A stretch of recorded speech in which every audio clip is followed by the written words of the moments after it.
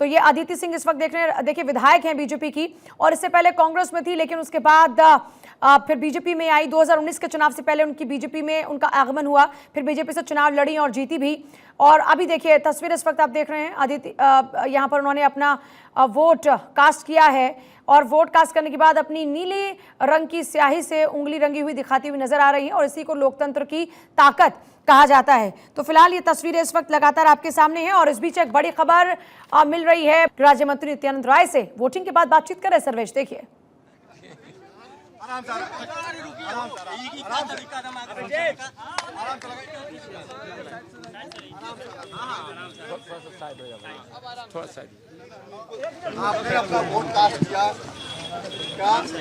लोकतंत्र के महापर्व में मतदान करना लोकतंत्र की पूजा होती है, और मैंने आज लोकतंत्र की पूजा की है। संविधान ने जो अधिकार दिया है उसका मैंने उपयोग किया है, और सभी आदरणीय मतदाताओं से भी आग्रह करेंगे कि वह भरपूर मतदान करें, सब लोग मतदान करें। विपक्ष आरोप लगा रहा है अब वो सब नहीं कुछ नहीं, अब वो नहीं आज आज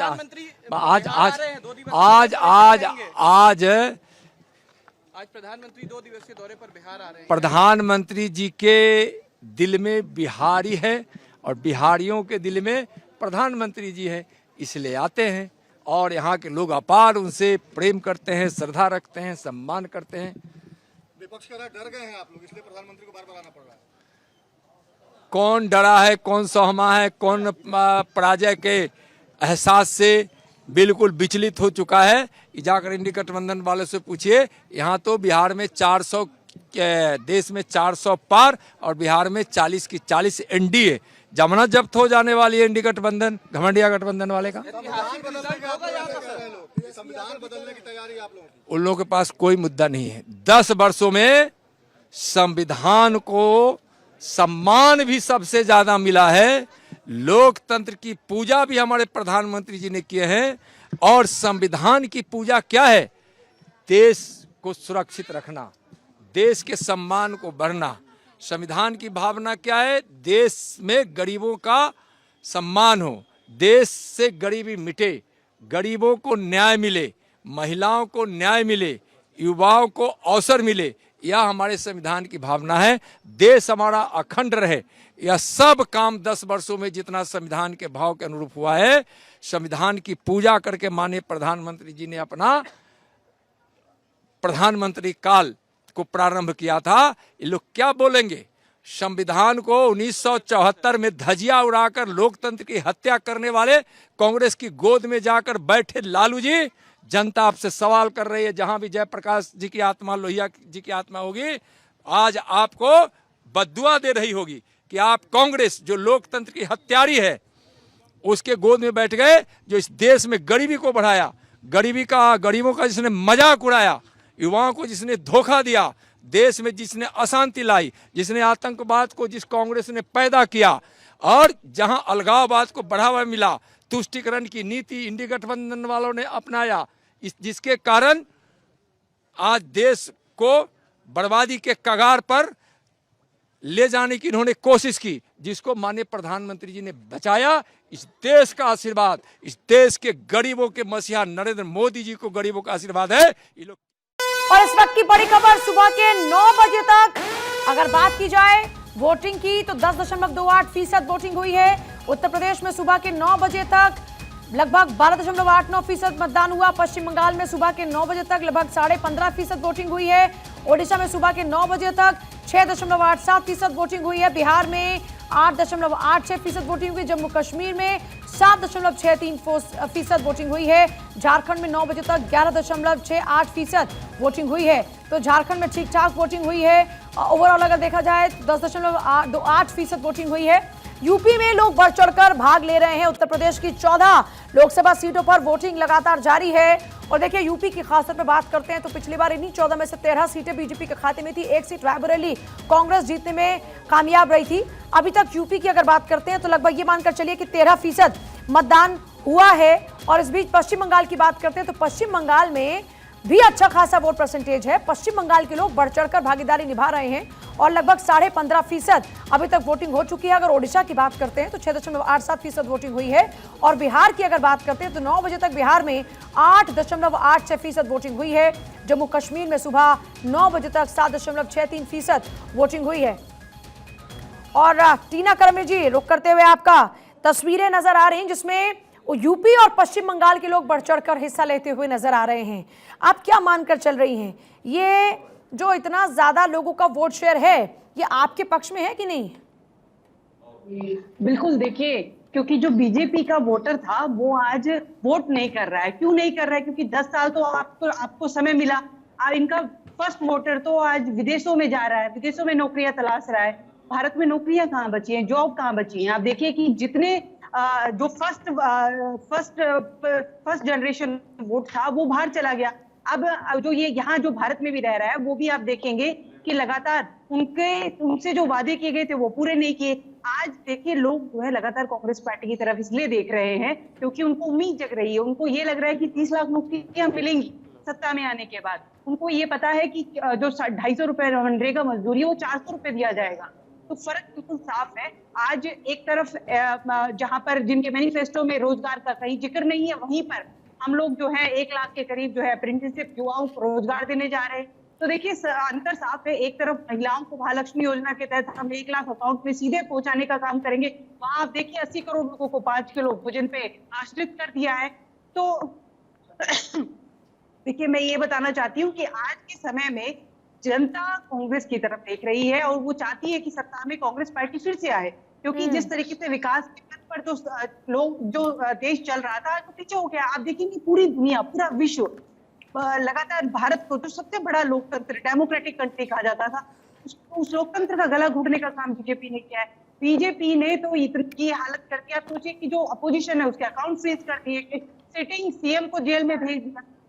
आज भी हेमंत सोरेन जेल में नहीं, लेकिन वो एक बात कहते हैं। सर्वेश जी कुछ सवाल पूछना चाह रहे हैं। हाँ सर्वेश जी। टीना जी, ये बताइए, आप एक भ्रष्टाचारी के साथ दिल्ली में चुनाव लड़ रही हैं, वही पंजाब में आप उनके कैंडिडेट के अगेंस्ट बोल रही हैं, फिर कहती है एक सिटिंग सीएम। अगर वो भ्रष्टाचार किया है तभी तो जेल गया है ना। एक सीएम अपने नाम पे खादान को अलॉट करवा लेगा और आप कहेंगे कि सिटिंग सीएम को जेल में मत डालो।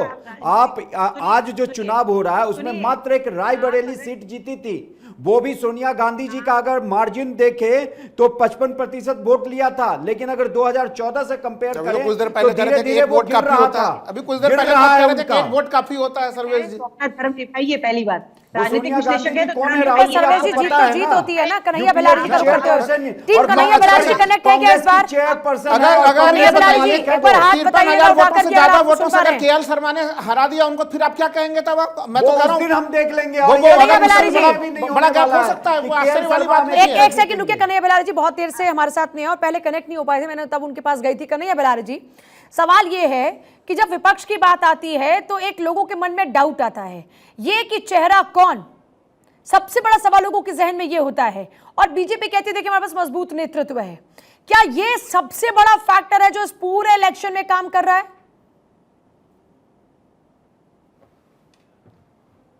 सर आपकी आवाज नहीं आ रही है कन्हैया बेलारी जी।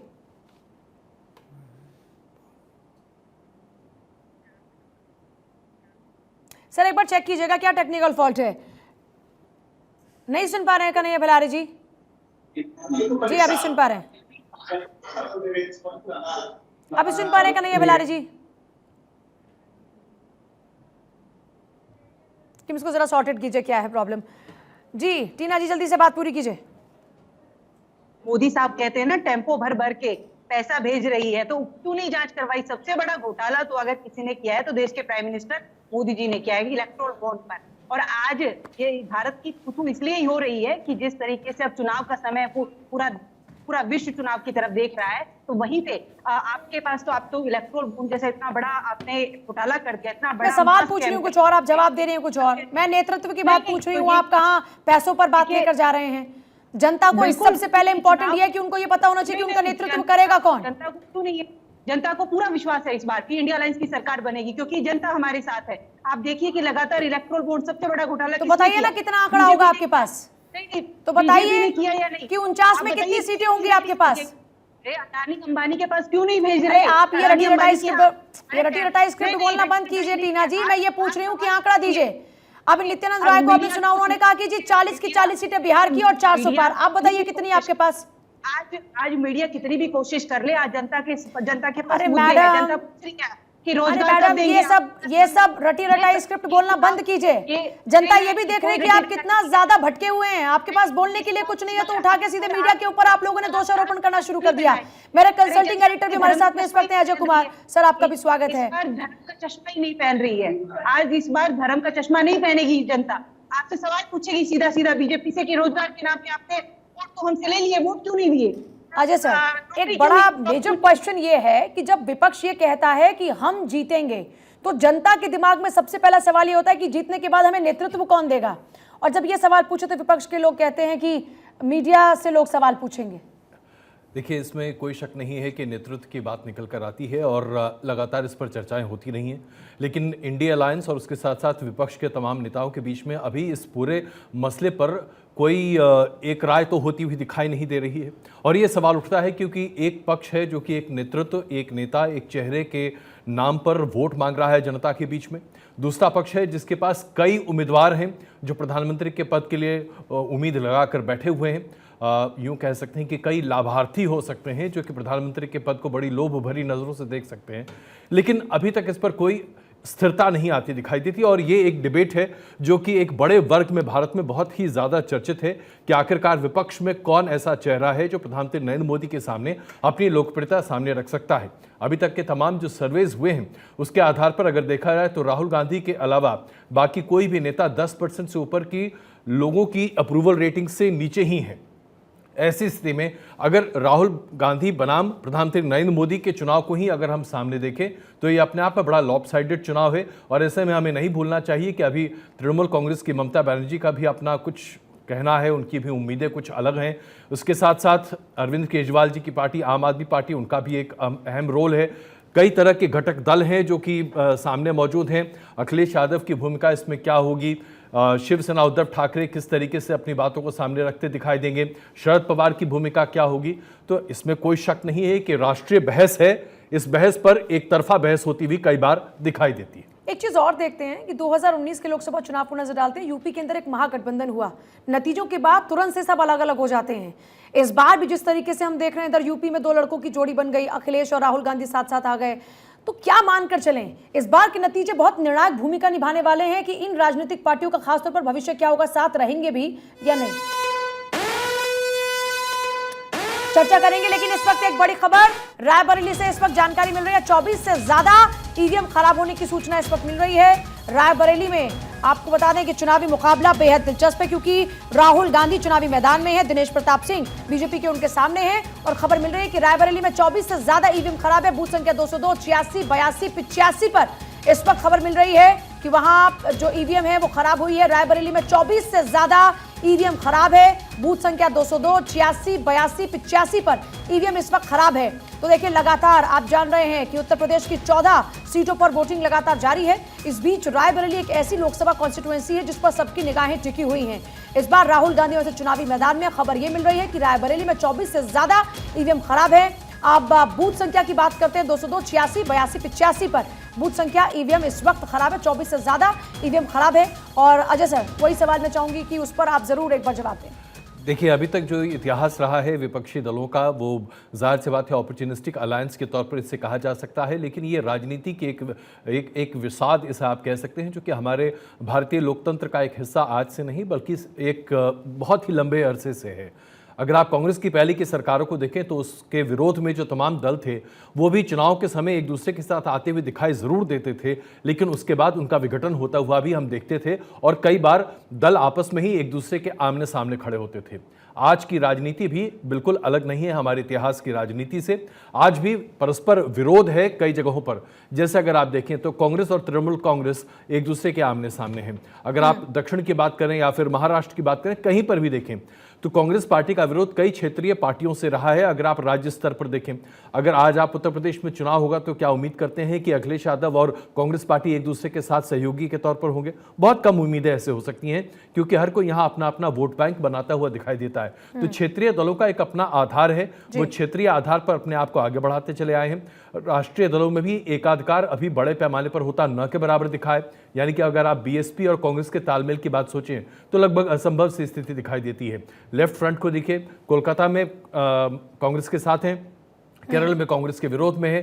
तो हमारी भारतीय राजनीति की एक त्रासदी है कि विपक्ष हमेशा, चाहे जो भी सत्ता पक्ष रहे, उसके विपक्ष में जो पार्टियां रहती हैं वो आमतौर पर एक साथ नहीं हो पाती। हमारा 2 पार्टी सिस्टम नहीं है और इसके होने की संभावना या आसार भी बहुत कम है।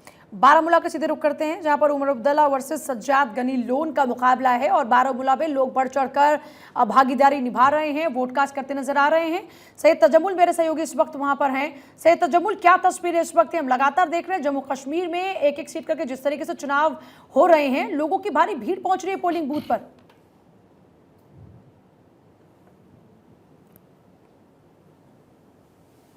के साथ पार्लियामेंट कॉन्स्टिट्यूंसी में डिलिमिट हुआ, परिसीमन हुआ। मेरे साथ कुछ युवा मौजूद है जो कि वोट डालने के लिए बहुत ज्यादा उत्साह इनमें पाया जाता है, क्योंकि फारूक अब्दुल्ला साहब इस कॉन्स्टिट्यूंसी में पार्लियामेंट मेंबर इस वक्त भी है, लेकिन ये इलाका अब कटकर बारामूला के साथ जुड़ा है। यहाँ का युवा है मुख्तियार अहमद डार साहब मेरे साथ मौजूद है। डार साहब, ये वोट किसके लिए है? वोट फॉर चेंज है। इस फारूक ने हमें बहुत परेशान किया है, लोग तंग आ गए इनसे। ये यहाँ से वोट लेके फिर लंदन में बैठते हैं, इसलिए अब की बार vote for change. Vote for change में क्या अब वोटिंग परसेंटेज भी बढ़ जाएगा? वोटिंग परसेंटेज आप देख लीजिएगा, वोटिंग परसेंटेज आप पार्लियामेंट इलेक्शन में कितने लोग पार्टिसिपेट बहुत कम आते थे। आज आप रिजल्ट देख लीजिएगा, 54% से प्लस हो जाएगा शाम तक। तो क्या आपकी डिमांड क्या क्या होगी नए पार्लियामेंट मेंबर से? नए पार्लियामेंट मेंबर से हमें डेवलपमेंट चाहिए। आप मामा इलाका देख लीजिएगा, ना हमारे पास रोड है, ना हमारे पास यहाँ पे स्कूल है, ना हमारे पास यहाँ पे कोई कॉलेज, डिग्री कॉलेज होना चाहिए या मेडिकल कॉलेज होना चाहिए। जैसे बारामूला में देख लीजिएगा आप, हंदवाड़ा में लोगों ने कितना काम किया है। तो हम भी चाहते हैं यहाँ पे ऐसा कुछ काम हो जाए जहाँ लोगों को फैसिलिटी मिल जाए। ये देखिए, ये जम्मू कश्मीर की बदलती तस्वीर है। आप वोट फॉर चेंज में आप भी हैं क्या? जी, हम यही सोच रहे हैं कि आज तो वोट फॉर चेंज होना चाहिए, लोग ज्यादा से ज्यादा निकलना चाहिए, वोट डालना चाहिए। जिसको डालेंगे हमें कोई उससे गर्ज नहीं है कि हमें उससे कोई। ठीक है सैयद तजम्मुल, आपके पास वापस लौटते हैं, इनफैक्ट सभी के पास वापस लौटते हैं। जल्दी से एक 10 सेकंड का रिएक्शन राहुल लाल जी आपसे जरूर चाहूंगी। अब जरा इस पर बताइए, जब चेंज की बात हो रही है, जिस आर्टिकल 370 को लेकर, जिस जम्मू कश्मीर को लेकर विपक्ष इतना हाय तौबा करता था, वहां पर आज लोग बढ़ चढ़कर हिस्सा ले रहे हैं। नहीं, ये तो बड़ी सुखद चीज़ है, लेकिन सवाल तो उसी भारतीय जनता पार्टी से है कि उन्होंने कश्मीर में जो एक अपने प्रत्याशी भी ना उतारे। अरे कम से कम लोकतंत्र के मैदान में इतने लंबे समय बाद जब चुनाव हो रहे हैं जम्मू कश्मीर में, अपने प्रत्याशी तो उतार देते। और एक चीज़, अभी हम लोग काफ़ी गंभीर विमर्श कर रहे थे कि आखिर जो विपक्षी इंडिया अलायंस है, उनके तरफ से देखिए प्रत्याशी का नाम क्यों नहीं है, प्रधानमंत्री पद का नाम क्यों नहीं है? मैं इन तमाम पहलुओं पर हम आएंगे। उत्तर प्रदेश के डीजीपी इस वक्त वोटकास्ट करने के बाद कुछ कहते नजर आ रहे हैं, एक बार सीधे वो सुन लेते हैं।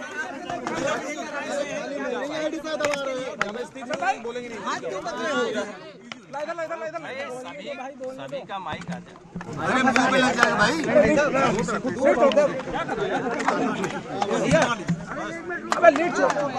नीचे करो भाई, आराम से व्यवस्थित तरह आ जाओ भाई। इधर कैमरा कहाँ लगेगा, सब घुस जाओ। राजू भाई आइए, चलो भैया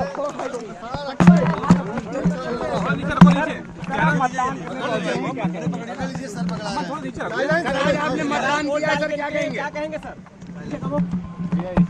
आज प्रदेश के सभी मतदाताओं की तरह मैंने भी अपने बूथ पे मतदान किया है। आज प्रदेश के 21 जनपदों में 14 संसदीय क्षेत्रों में मतदान शांतिपूर्ण तरीके से चल रहा है। पूर्व में भी 4 चरणों में 39 लोकसभा क्षेत्रों में सकुशल और शांतिपूर्ण तरीके से मतदान संपन्न हो चुका है। आज 5वें चरण में जहां जहां चुनाव हो रहे हैं, उसके लिए व्यापक पुलिस व्यवस्थाएं कराई गई हैं। इसमें लगभग 10,000 निरीक्षक, उप निरीक्षक, 71,000 constable, head constable, 48,000 home guard, 264 company अर्धसैनिक बल चुनाव से संबंधित बूथों पे लगे हैं। इसके अतिरिक्त शांति व्यवस्था बनाए रखने के लिए 230 कंपनी पीएस इस वक्त अपने परिवार के साथ पहुंचे हुए हैं और मतदान करेंगे, क्योंकि लोग काम को वोट देते हैं, घर में बैठने वालों को नहीं। फेसबुक लाइव से काम करना है, फेस टू फेस काम करना पड़ता है, लोगों के बीच जाना पड़ता है, लोगों को सुनना पड़ता है, लोगों को मदद करनी पड़ती है और लोगों के लिए अच्छे निर्णय लेने पड़ते हैं। वो हमारी सरकार ने लिए हुए, मोदी जी सरकार ने 10 साल में लिए, इसलिए वोट पूरी तरह महायुति को महाराष्ट्र की जनता देगी।